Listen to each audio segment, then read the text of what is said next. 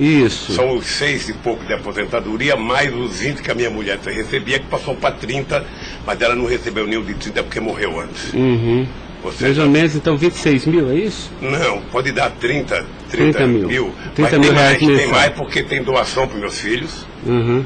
Tá, porque eu não tenho... Não, mas o senhor, pessoalmente, só quero saber isso. Eu poderia chegar a quanto? 50 mil? Tá, 50 mil reais mensais. Eu não sei, eu tô tentando chutar aqui, doutor. Tá, aproximadamente... Eu posso depois mandar por escrito, sabe, o que... Tá, é porque é importante, porque o juiz precisa fixar... O rendimento fixo que eu recebo todo mês é esse, são 6 e pouco da anistia, e era 20, agora passou para 30. 26 mil, então. A Lewis que paga. Tá, 26 mil reais. Depois o advogado manda para o senhor aí o total do rendimento das doações. Tá bom. Estado civil viúvo, tá? 4, nenhum menor de idade. Tá. Grau de instrução do senhor. Grau de instrução. Um curso primário e um curso técnico. Tá. Curso primário e curso técnico.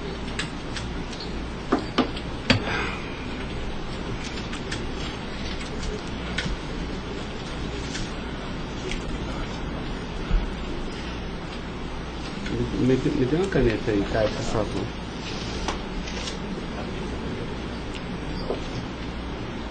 Pode gravar, Caio. Senhor Luiz Inácio, eu vou pedir então ao senhor para responder agora as perguntas no microfone, porque a partir desse momento a audiência vai ser gravada, tá?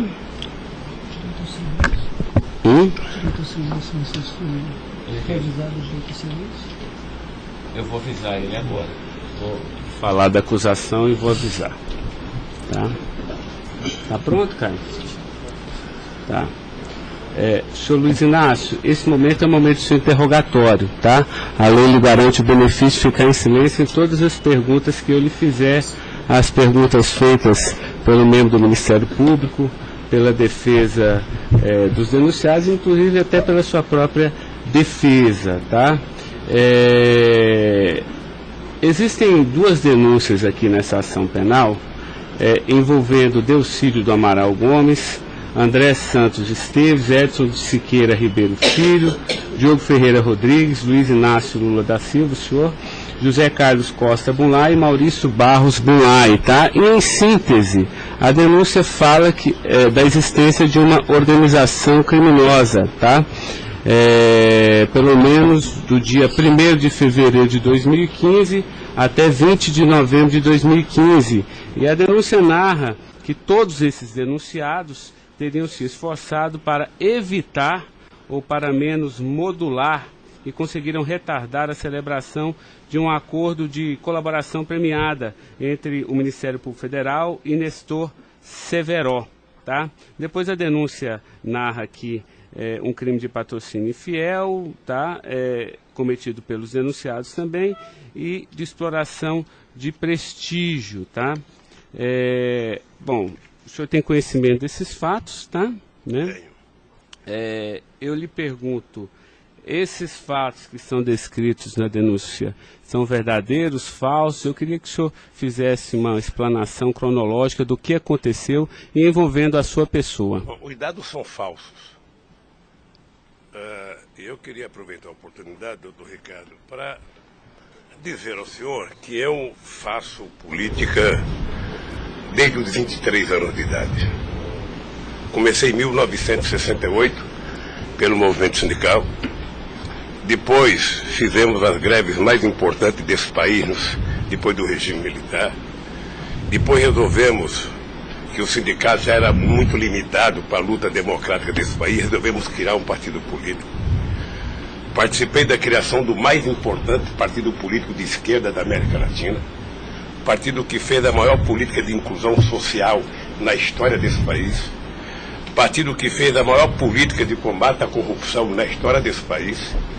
Se nós analisarmos o que aconteceu de 2003 até dezembro de 2014, a gente vai perceber que o Ministério Público, a Polícia Federal, a Controladoria Geral da República nunca tiveram, e a Controladoria nunca tiveram tanto apoio e tantas mudanças legislativas para melhorar a eficácia do combate à corrupção como nós fizemos. E há mais ou menos 3 anos, doutor, eu tenho sido vítima de eu diria quase que de um massacre. Ou seja, eu acho que todos aqui têm dimensão do que é um cidadão que foi presidente da República, que foi considerado o mais importante presidente da história desse país, que saiu com 87% de aprovação de bom e ódio, que fez com que o Brasil fosse respeitado no mundo inteiro e virasse protagonista internacional, de repente é pego de surpresa por manchete de jornais, por notícias na televisão, todo dia, todo santo dia, no café da manhã, no almoço e na janta, alguém insinuando, tal empresário vai prestar uma delação e vai acusar o Lula.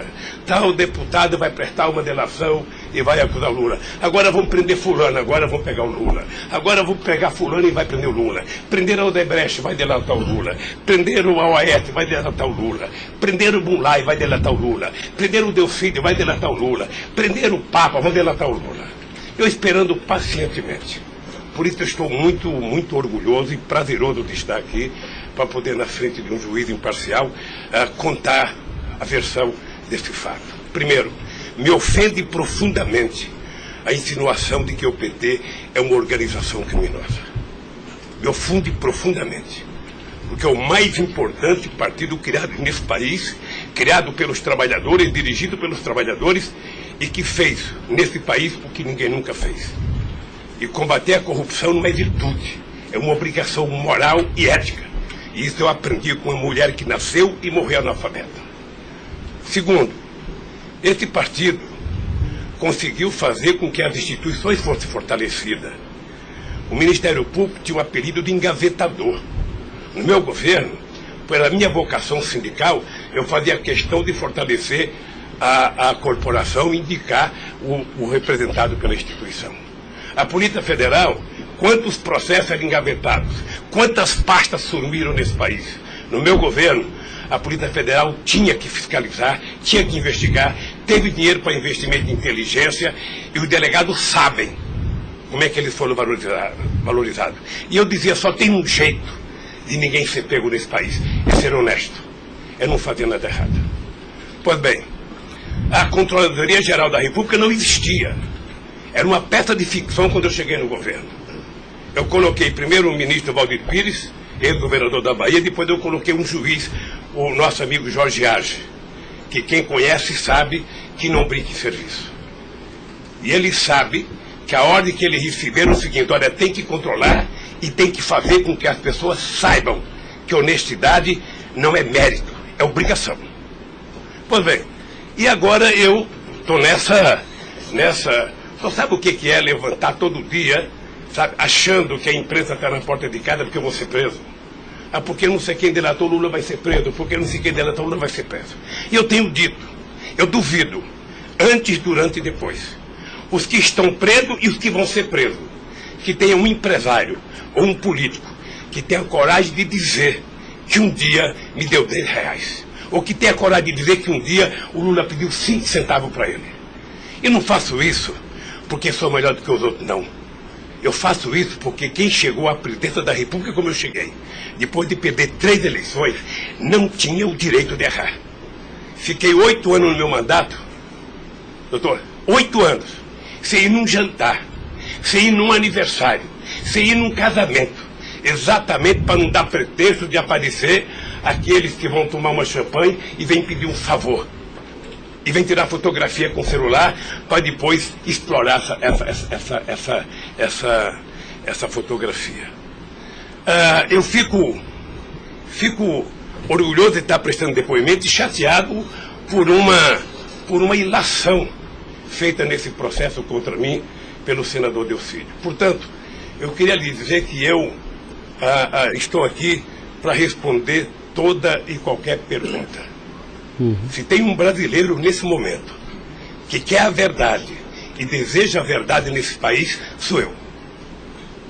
Portanto, estou à inteira disposição para responder tudo e a todos do jeito que vocês perguntarem. Tá, adentrando então na peça acusatória, senhor Luiz Inácio, A denúncia narra aqui 7 fatos. Diz aqui que no dia 8/4/2015, o senhor reuniu-se com o Delcídio Amaral no Instituto Lula, em São Paulo, e o senhor teria exortado a Delcídio a adoção de medidas para a compra do silêncio de Nestor Severo, de forma a que o Nestor, não celebrasse o acordo de colaboração premiada com o Ministério Público Federal. Vamos por fatos, que eu acho que fica mais fácil, a gente faz o encadeamento temporal aqui da denúncia. Esse fato existiu, Delcídio foi lá, pediu para o senhor, o senhor teria pedido a ele para que ele intervisse e pudesse pelo menos ocultar fatos que pudesse relacionar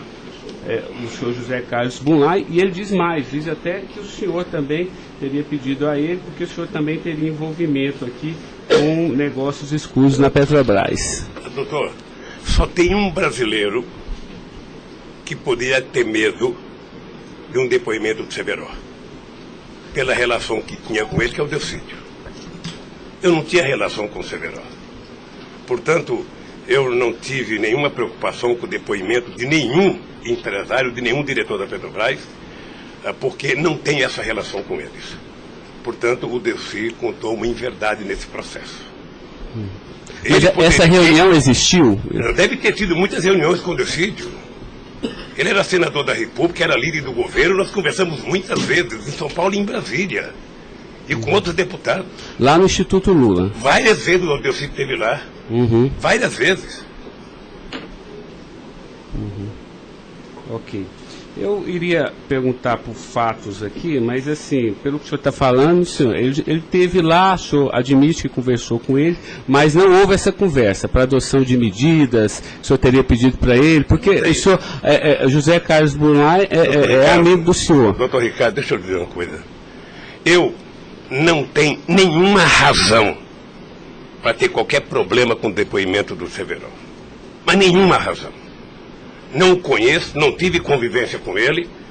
Portanto, o depoimento do Severo era um problema para o Delcídio e não para mim, que teve uma convivência com ele ainda no governo anterior, antes do meu governo, quando foi diretor de óleo e gás da Petrobras. Não foi comigo.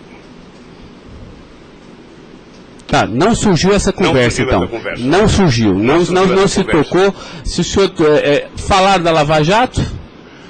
Doutor, da Lava Jato, hoje no Brasil, a gente fala no café, no almoço, na janta e ainda depois da novela.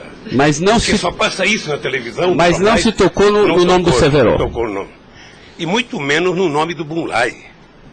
Sabe, de que foi pedido coisa para o Bunlai. É um absurdo. É um absurdo. Eu não sei o que o Delcídio esperou fazer com isso. Certamente, depois de preso alguns dias, as pessoas começam a encontrar um jeito de sair da cadeia e resolve jogar a culpa em cima dos outros. Como é que o senhor reagiu quando ele foi preso? Eu tive uma reação que eu sei que ele não gostou, quando ele citou que o juiz da primeira corte, do Superior Tribunal, ele tinha conversado com ele. Eu disse, esse cara é um imbecil, sabe? Porque mas nem na morte você citaria se você teve ou não uma conversa com a Suprema Corte sobre um processo. Foi essa reação que eu tive e ele me parece que não gostou da minha reação. Eu fiquei sabendo pela boca de alguns advogados que ele ficou muito chateado porque eu disse que ele era um imbecil. Eu não quis ofendê-lo, apenas achei que a atitude foi equivocada. Tá, eu tenho mais alguns questionamentos, mas depois eu faço na medida que os temas forem agitados aqui pelas partes, tá? O Ministério Público tem perguntas, doutor? Bom dia. Acabei não vendo a sua chegada, mas não revelo. Em nenhuma dessas reuniões o Delcídio comentou sobre o receio que ele teria sobre as delações do Severo? Não, ele não comentou, mas era sabido por todo mundo que acompanha todo esse processo da relação histórica do Delcídio com o Severo. Tem até um livro publicado por uma jornalista da revista Veja que mostra claramente a relação do Delcídio com o Severo. Era muito antiga, sabe? No governo passado, no governo anterior ao meu, porque ele chegou, acho que até a ser ministro interino de Minas e Energia. senhor acredita que a referência ao seu nome tenha sido útil para o Delcídio conseguir a delação premiada? Olha, por tudo que eu vejo todo dia na imprensa, eu acho que tem alguém instigando de falar meu nome. Eu fico sabendo de notícia, não sei se é verdade, nos blogs, nos colunistas, de que todo dia alguém vai para cá depoimento e fala o nome do Lula, cita o nome do Lula, cita o nome do Lula. Eu canso de ouvir isso todo santo dia, sabe? É bem possível que eu vi uma entrevista dele na Globo News que parecia que tinha recebido o prêmio Nobel da delação, a disfarçatez, sabe? Como ele estava se desenvolvendo, eu fui no Roda Viva. Ou seja, depois que fazem a bobagem que fez, se é que fez, ele teria que jogar nas costas de alguém. Primeiro, sabe, a minha relação com o Delcídio era uma relação institucional. E ele sabe disso. Voltando um pouco, o senhor poderia explicar a sua relação com o Bunlai? Veja, eu conheci o Bunlai na campanha de 2000. O PT governava o estado do Mato Grosso do Sul. E eu precisava fazer uma gravação para um programa de televisão da campanha para falar com o setor do agronegócio. E aí o governador do PT disse que tinha um amigo lá e me levou na fazenda dele, me parece que em Miranda. E eu fui nessa fazenda, uma boa fazenda. Até depois eu fui pescar nessa fazenda, fiquei 4 dias no Rio Miranda, não peguei nenhum peixe. Mas gravei um programa, foi um programa de sucesso. Depois eu ganhei as eleições e depois estabeleci uma relação com o Zé Carlos Bunlai. Qual o conhecimento ou participação que o senhor teve na questão do empréstimo do Banco Chain ao PT que teria sido feito com a intermediação do Bunlai? Eu não, já disse isso, eu não tenho nenhum... Fiquei sabendo de que o Bunlai tinha feito o empréstimo pela imprensa. O senhor teve conhecimento de que para quitar esse empréstimo, houve a contratação pela Petrobras, da empresa Chain Engenharia, na questão Fiquei da sabendo também pela imprensa, e me parece que numa pergunta que o Ministério Público já me fez. Após esses fatos, sobre a saída do Cerveró do posto da diretoria da Petrobras, há uma informação na denúncia relativa a divisões de indicações por partido de diretorias na Petrobras. Diretoria de abastecimento seria normalmente indicada pelo PP, diretoria de serviços pelo PT, diretoria nacional pelo PMDB. O senhor tem conhecimento disso? Veja, deixa, doutor Ivan, dizer uma coisa que me parece que está virando costumeiro isso no depoimento, que é a falta de compreensão do que significa um governo de coalizão em qualquer parte do mundo. E parece que tem pessoas com dificuldade de compreender isso. Aliás, no depoimento do presidente Fernando Henrique Cardoso, ele foi muito bem ao explicar o que é um governo de coalizão. Quando você ganha uma eleição, um regime presidencialista de coalizão, você tem que montar o governo. Você precisa construir uma maioria no Congresso Nacional para você poder montar o governo. E você não monta a maioria com quem você quer. Porque se você pudesse, você pegaria só suplente que não foi eleito. Mas como o suplente não vota, você tem que fazer um acordo com quem é eleito, com quem tem mandato. E obviamente que você pode fazer um acordo programático, e nesse acordo programático você pode fazer um acordo de participação no governo. Então os partidos que compõem a base do governo participam do governo, indicam ministros, indicam cargos. Todas as pessoas indicadas são pessoas com mais de 30 anos da Petrobras. Eu já disse no depoimento, sabe, que vocês vão ter que ouvir muita gente, o Conselho Fiscal da Petrobras, o Conselho de Administração da Petrobras, sabe, para saber se havia denúncia de corrupção, porque quando nós indicamos as pessoas e quando os partidos indicam, ou seja, se aparecer alguma denúncia de corrupção e aparecer no GSI, essa pessoa não é indicada. Porque qual é o critério? O partido tem um ministro, o partido tem uma bancada. Essa bancada conversa com o ministro.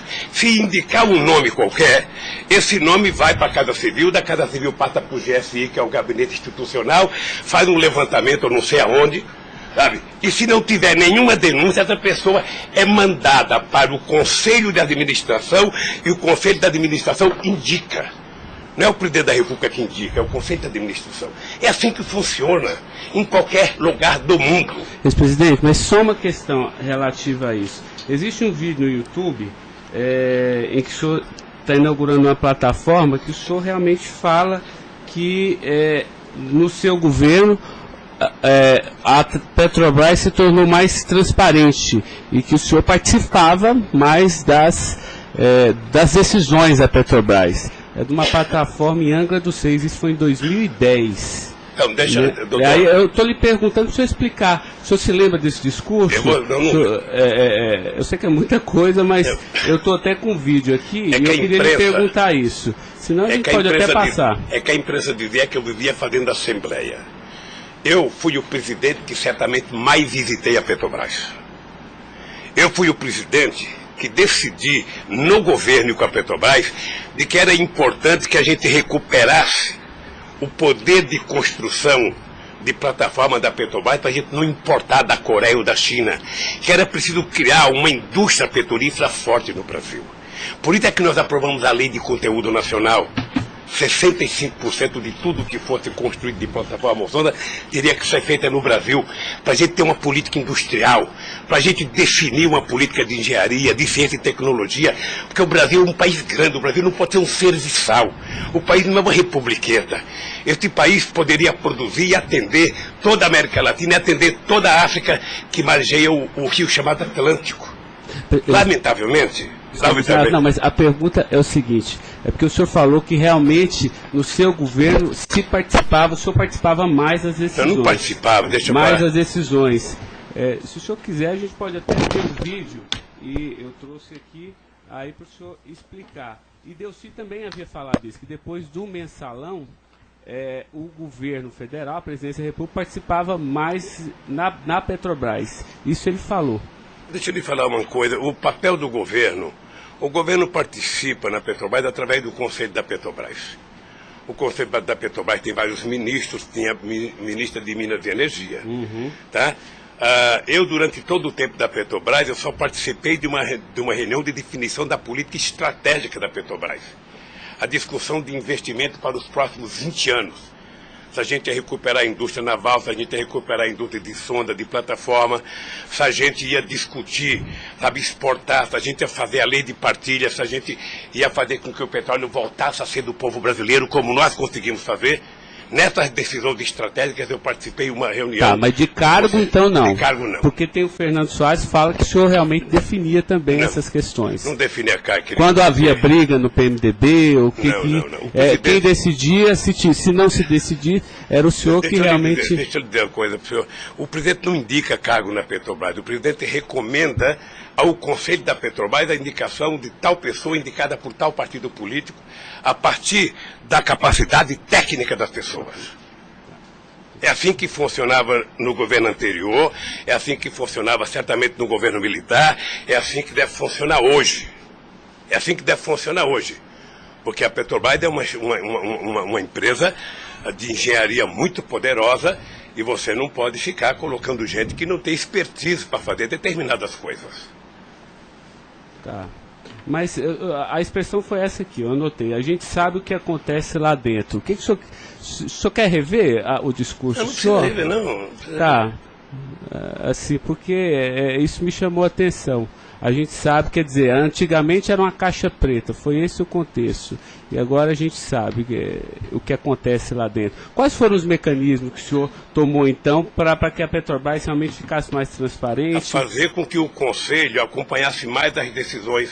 Porque como a Petrobras é muito grande, entre uma decisão do Conselho da Petrobras, uma aprovação da diretoria e os acontecimentos nas engenharias da Petrobras, são milhares de pessoas que participam daquilo. É por isso que um dia um presidente chegou a falar que ele é uma caixa preta que ninguém sabe. Então vamos tentar saber, sabe?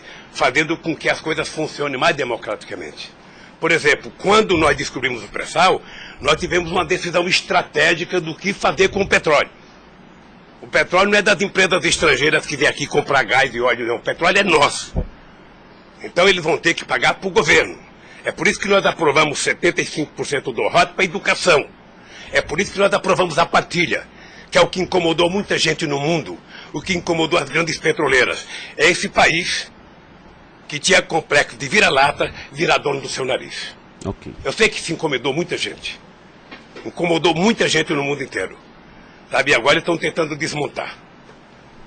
Porque um país que não se respeita, um país que não tem soberania, um país que não tem empresas de porte extraordinário como a Petrobras e vende tudo, sabe, sinceramente, não é um país. Ok. Doutor Ivan, só porque o senhor tocou no tema, eu quis aproveitar, tá? Mas pode continuar, pode prosseguir. A pergunta é relativa à diretoria internacional, que ela foi ocupada pelo Cerveró e depois pelo Zelada. Ambos foram indicações do PMDB ou o Cerveró foi indicação do PT e o Zelada... Não, eu já tive a oportunidade de dizer isso. Isso foi indicação do PMDB. Ambos? Não sei se de todo o PMDB ou da bancada do PMDB de Minas Gerais, que foi indicado o Zelada para diretor internacional da Petrobras. O critério é o mesmo. O Zelada foi indicado, passa na Casa Civil, passa no GSI e é mandado ao Conselho da Petrobras, que decide. Não, perfeito. Mas e o Cerveró? Ele tinha sido indicado anteriormente pelo PT ou pelo PMDB? Pelo PMDB pelo também. PMDB. Eu acho, eu falo quase com certeza absoluta pelo PMDB. É o que diz a... Eu falo quase que com certeza absoluta. A pergunta é o seguinte, com a troca pelo Zelada, a saída do Cerveró desse posto de diretoria, ele acabou sendo indicado para a BR Distribuidora. No próprio depoimento do Cerveró, ele afirma que isso teria sido como um reconhecimento pelo papel que ele prestou no auxílio da contratação da Chaim pela Petrobras, na questão do navio sonda. Me parece que ele não diz isso exatamente. Me parece que ele utiliza a palavra acha que foi isso. É diferente de dizer que ele disse. Ou seja, ele acha que foi isso. Deixa eu lhe falar uma coisa. Eu não conheço o Cerveró. Conheço agora que ele ficou famoso. Tá? Quando eu vi o Cerveró, eu vi a en passant em reuniões coletivas. Portanto, eu não tinha nenhum interesse de tirá-lo e nenhum interesse de colocá-lo. Nenhum interesse. Para mim, se uma força política que compunha o governo indicasse ele ou outra pessoa e tecnicamente ele fosse reconhecido pelo conselho da empresa que o indicou, para mim estava perfeito. E veja, durante todo esse período não houve uma única denúncia contra nenhum deles. A denúncia começou a acontecer porque o juiz Moro começou a fazer escuta durante 8 anos num bandido chamado Rousseff, e aí então, em 8 anos dá para pegar alguma coisa. Pegou esse negócio. O senhor tem conhecimento de quem teria feito a indicação do nome do Cerveró para a BR Distribuidora? Se foi algum partido? Eu não sei se foi um partido ou se foi através do Zé Eduardo Dutra, que devia ter relação com o Cerveró, porque ele tinha sido presidente da Petrobras. Ele deixou de ser presidente da Petrobras e foi ser presidente da BR. E ele pode ter chamado o Cerveró, ou o mesmo partido que tinha indicado o Cerveró e depois tirou o Cerveró pode ter pedido para ele ir para lá. Eu suponho que seja isso. Ok. O senhor conversava com certa frequência com o Bunlai por telefone, dentro dessa relação de amizade? Não era meu amigo. Conversava com ele. Com que frequência o senhor... Não sei, querido. Sabe, ultimamente o Bunlai andava com doença nos olhos, achando que ia ficar cego, estava passando muito tempo em Miami para se tratar, depois estava se tratando de um câncer. Sabe, eu sei que ele não andava bem nos últimos tempos, com problema de doença. Porque a denúncia cita algumas ligações de um telefone que pertenceria ao Instituto Lula. O senhor utilizava esse telefone do Instituto Lula para conversar com o Bunlai também, ou normalmente só no seu celular? Mas qual é o crime do Bunlai ligar para mim? Não, eu estou tentando esclarecer os fatos, presidente. Ligado, eu conversava com o Bunlai, tinha um profundo respeito pelo Bunlai, um profundo respeito.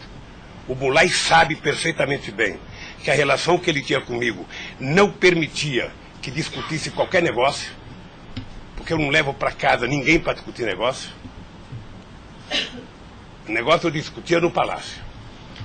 Mas o senhor sabe se ele utilizava o nome do senhor? Porque o Salim Chaim e o Fernando Chaim confirmam que José Carlos Bunlai disse que Luiz Inácio Lula da Silva interveio na contratação da Chaim pela Petrobras. Está descrito na peça do Ministério Público. Doutor, se o senhor soubesse quanta gente usa o meu nome em vão, de vez em quando eu fico pensando para as pessoas lerem a Bíblia, para não usar tanto meu nome, João. Tem gente que faz campanha financeira em meu nome, tem gente que é candidato em meu nome, tem gente que faz panfleto dizendo que eu estou apoiando, tem gente que coloca a fotografia minha dizendo que eu estou apoiando ele, sabe?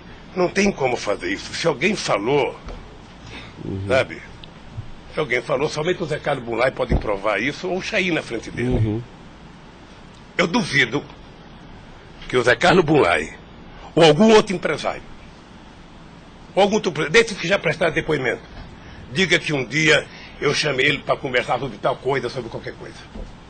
Sabe por quê, doutor? Porque eu tinha noção de que o único jeito de eu governar esse país dignamente era não permitir qualquer promiscuidade na minha relação com os agentes empresariais ou os agentes políticos. A afirmação seria que o senhor estaria abençoando o negócio da Chaim pela Petrobras. O senhor não... Nem abençoando, nem amaldiçoando, porque eu não sabia. Sem mais perguntas, excelência. A defesa, então, a sua defesa vai ser a última a perguntar. A sua defesa de Delcídio Amaral.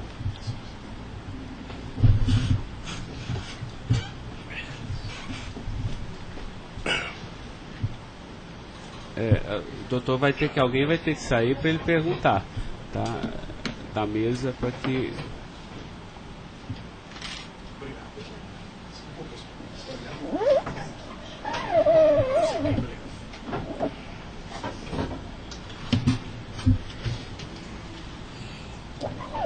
Bom dia. Bom dia. O senhor já mencionou que, de sua parte, não haveria nenhum receio na delação de Nestor Cerveró. A indagação que eu faço é se, da parte de Bunlai, seu amigo, se ele lhe confidenciou algum receio da delação do Cerveró. Nunca. Nunca. Nunca. Ele mencionou se conhecia o Cerveró? Quem, o Bunlai? O Bunlai. Não, nunca falou comigo do Cerveró. Nunca? Nunca falou comigo do Cerveró. Nem tampouco o senhor soube se ele... Quem falava comigo do Cerveró era o Delcídio. Que era amigo do Cerveró. Amigo do filho do Cerveró. Perfeito. O senhor tem conhecimento se a delação do Nestor Cerveró foi utilizada como um dos fundamentos para a condenação do senhor Bunlai? Não tenho. Não tem conhecimento. Não tenho. Tá certo. Eram só essas as indagações. Excelência, muito obrigado. Obrigado, senhor ex-presidente. A defesa de André Esteves tem questionamentos? Não tem? A defesa de Edson Siqueira Ribeiro Filho.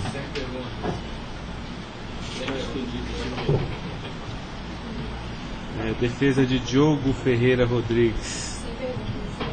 A defesa de José Carlos Bunlai. Tem algumas perguntas. Pode fazer. Bom dia, presidente. Presidente, o senhor disse que a sua relação com o senador Delcídio era institucional. Mas o senhor sabe qual era a relação do senador Delcídio com o José Carlos Bunlai? Eles tinham alguma amizade? Eles tinham alguma proximidade? Veja, a impressão que eu tenho era que era muito pequena a relação dos dois. E parece que o José Carlos Bunlai não tinha muita relação com o Delcídio. E com a sua mulher, dona Marisa, qual era a relação do José Carlos Bunlai? Eles tinham amizade? A mesma que comigo. O aniversário da sua ex-mulher? Quando ela fazia aniversário? Ele ia no aniversário da minha mulher. Mas o dia do aniversário dela? Dia 7 de abril. O senhor sabe se ele fez alguma ligação para ela no aniversário dela? A ligação do dia 7, eu já fiquei sabendo da ligação do dia 7. Bem. É o mínimo que eu esperava dele, é que ele ligasse para ela para dar os parabéns. É só isso, obrigada. Tem alguma pergunta? Tá. A defesa de Maurício Bunlai. Sem questionamentos. A defesa de Luiz Inácio Lula da Silva. Sem perguntas, excelência. Tá, só mais uma questão, senhor Luiz Inácio. A denúncia sempre fala do Instituto Lula. Eu queria que o senhor falasse um pouquinho a finalidade do Instituto Lula. Eu tirei pelo site a missão, me parece que o senhor desenvolve projetos na África também, né, com finalidade de erradicação da extrema pobreza, da fome, acesso à educação, promoção da igualdade, mas também é um local que o senhor também chama as pessoas para discutir política. Delcídio falou que o senhor o convidou para ir lá quando ele era líder do governo.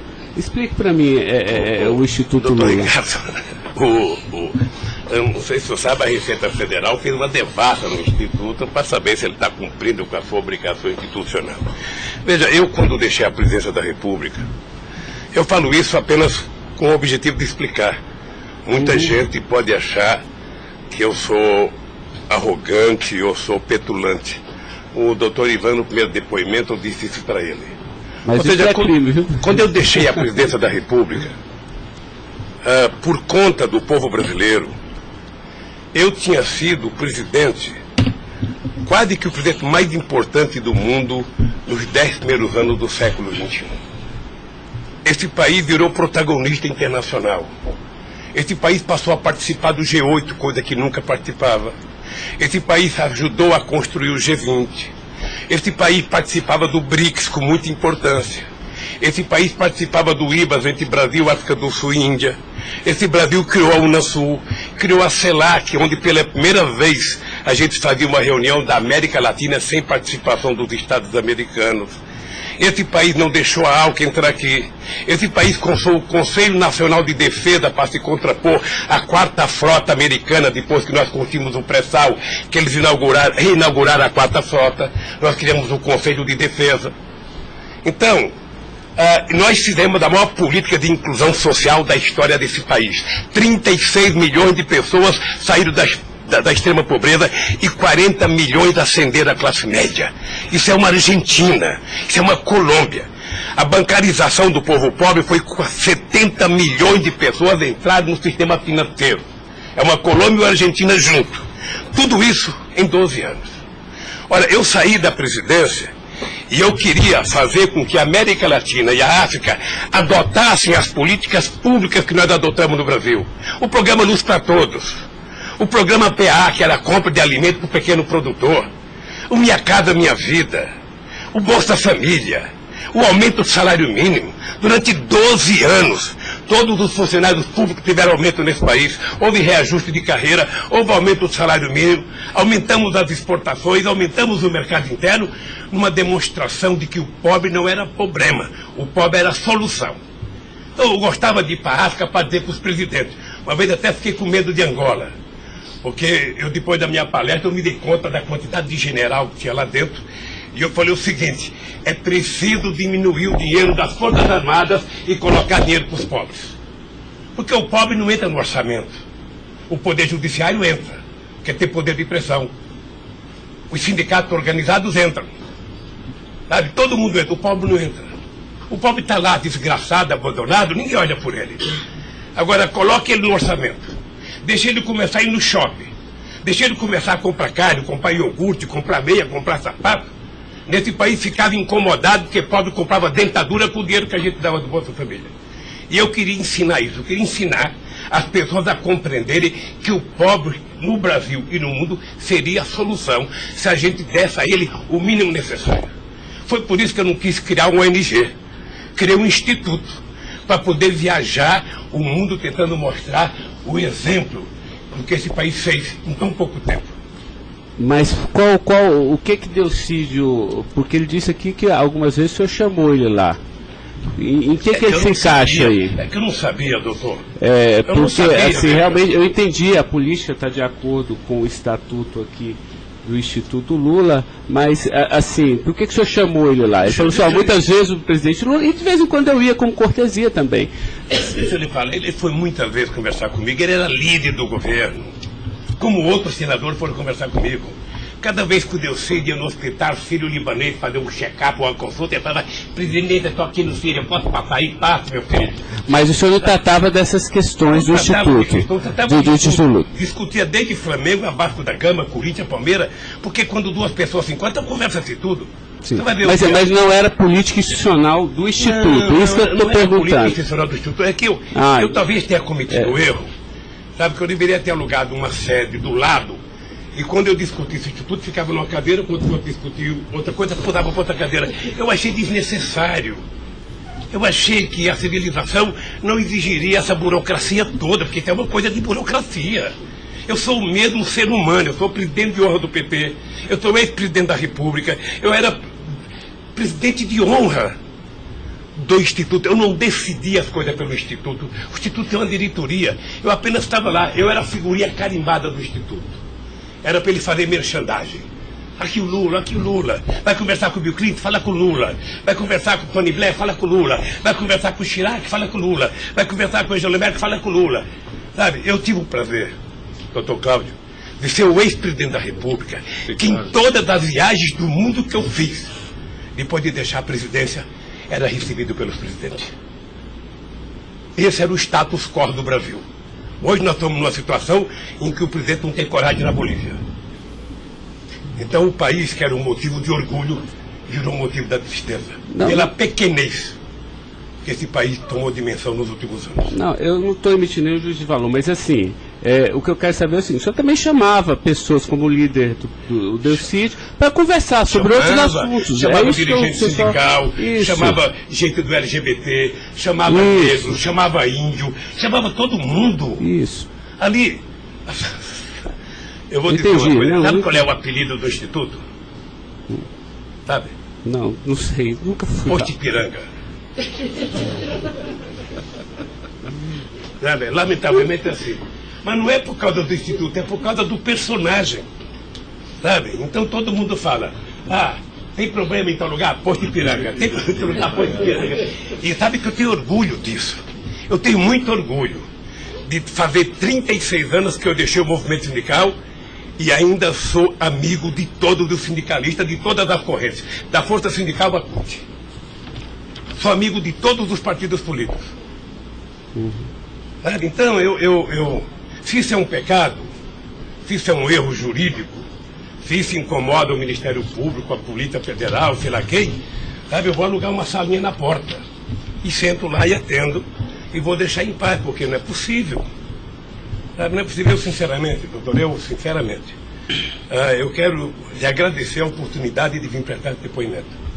Eu estou com muita coisa na garganta para falar. Eu estou cansado de ver procurador dizer que não precisa de prova, que ele tem convicção. De juiz dizer: eu não preciso de prova, eu tenho fé, vou voltar com fé. Eu quero provas, alguém tem que dizer, qual é o crime que eu cometi, aonde que eu cometi. Chamar o PT de organização criminosa, se dependesse de mim, cada deputado do PT, cada vereador do PT, cada militante, abrir um processo para quem dizer, provar qual é a quadrilha. Porque eu estou cansado, doutor. 71 anos de vida, eu cansei. Cansei de ver as instituições que eu ajudei a criar desde a Constituinte, para valorizá-las, desprestigiadas por comportamento pessoal. Gente que agora, gente que não pode abrir a geladeira, que vê uma luz, já começa a dar declaração. Gente que liga o barbeador, começa a falar achando que é o microfone do rádio. Eu cansei disso. Eu sempre valorizei o Ministério Público. Eu sempre valorizei a Polícia Federal. E sempre valorizei o Poder Judiciário. Os ministros podem lhe dizer. Eu indiquei quase todos. Nunca pedi para eles um favor pessoal. E não peço. Porque a instituição tem que ser forte, não para me ajudar, para garantir a democracia desse país. Lamentavelmente, tem pessoas que não pensam assim. Eu, quando vejo um jovem procurador ir para a televisão falar 1h30 e depois dizer: não me peçam provas, eu tenho convicção, não dá, doutor. Não dá para aceitar isso como uma coisa séria nesse país que está jogando a cada vez mais a oportunidade de se transformar num país grande. Nós quase chegamos a ser a 5ª economia mundial. Quase chegamos. Por mediocridade não chegamos. Então eu lamento profundamente. Eu gostaria que meu depoimento fosse tudo numa semana só. Para mim poder desvendar os mistérios todos. E acabar com essa hipocrisia. Fulano vai prestar depoimento, fulano vai delatar, fulano vai não ter das contas, fulano, e o Lula vai ser citado. Quem sabe está na hora de chamar o dono da Globo, da Record, da Bandeirantes para prestar depoimento para ver se eles me delatam. Porque o que eles dizem que vão me delatar, eu duvido que tenham coragem de me delatar, porque não tem nenhuma prova e nunca conversaram comigo sobre qualquer crime. Doutor, eu aprendi a andar de cabeça erguida. E sabe que custa muito. Para quem nasce na elite, não precisa nada. Mas para quem vem lá de baixo, sabe, não deixar ninguém colocar cangaia no seu pescoço, não é fácil. Esses dias eu sei de uma história, de um depoimento, de um processo que eu abri contra uma jornalista, até vou contar isso que ninguém sabe aqui. E eu acusei uma jornalista que falou em qualquer país democrático do mundo, ela seria presa, porque ela falou de um presidente da República. E ela foi prestar julgamento. E a advogada, acho que a nossa advogada, me chamou de doutor. Aí o juiz começou a rir. Ah, mas ele não é doutor? Ele não é doutor? Como é que você chama ele de doutor? Não, estou chamando dele de doutor porque ele tem vários diplomas de doutor honoris causa. O juiz deu uma gargalhada e pouco tempo depois inocentou a jornalista. Eu vou recorrer até a Suprema Corte. Aos 71 anos eu não sei quanto tempo de vida que eu tenho, mas eu tenho fé em Deus de ver essa jornalista ser educada. Porque, em nome da liberdade de imprensa, ninguém pode avacalhar a vida dos outros. Ninguém pode. E o que eu estou vendo nesse processo? Tem gente que acha que eu sou contra a Lava Jato. Pelo contrário. Pelo contrário. Eu quero que a Lava Jato vá a fundo para ver se acaba com corrupção. O que eu sou contra é tentar criminalizar a pessoa pela imprensa e não pelos autos do processo. O que eu sou contra é execrar, é condenar. Eu conheço pessoas que tivessem liberdade seriam mortos na rua. Tal é. Sabe quantas horas eu tenho de notícias negativas contra mim no Jornal Nacional em 8 meses, 16 horas? Nenhum político no mundo aguentaria isso. E eu vou matá-lo de raiva, porque toda pesquisa vai aparecer na frente. Para eles saberem que nem sempre eles podem brincar com as pessoas. Sabe? Então o juiz, o promotor, o delegado, não tem que ficar fazendo, sabe, pirotecnia com as pessoas. A primeira apura, investigue e condene. Quando condenar, bote na cadeia. E acabou. Sabe, não é tirando fotografia de criança, mostrando casa, mostrando não sei das quantas, inventando mentiras, inventando ilações. Então, quero lhe dizer que o senhor está diante de um homem que está disposto a prestar tantos quantos depoimentos for necessário. E quero que todo mundo saiba, se tem um brasileiro que quer a verdade nesse país, sou eu. E não me venham com mentiras ou com ilações. Porque um cidadão que nasce no Nordeste e não morre de fome até os 5 anos de idade, não tem medo de cara feia. Eu quero defender a minha honra, que é o valor mais importante que eu tenho. Então eu quero lhe agradecer esse depoimento e a liberdade de poder dizer essas coisas que eu até agora não tinha falado, mas eu cansei, eu vou falar. Então, Luiz Inácio, o momento é do senhor, tá? A sua defesa, o senhor tem todo o direito de falar. Só mais uma questão para a gente encerrar, acho que ninguém tem mais questionamentos. O presidente do Instituto Lula, na época, em 2015, era o doutor Paulo Camoto. Ele não participava de nenhuma reunião, assim, com o senhor, às vezes, ou participava, ou era bem informal, não, como o senhor disse?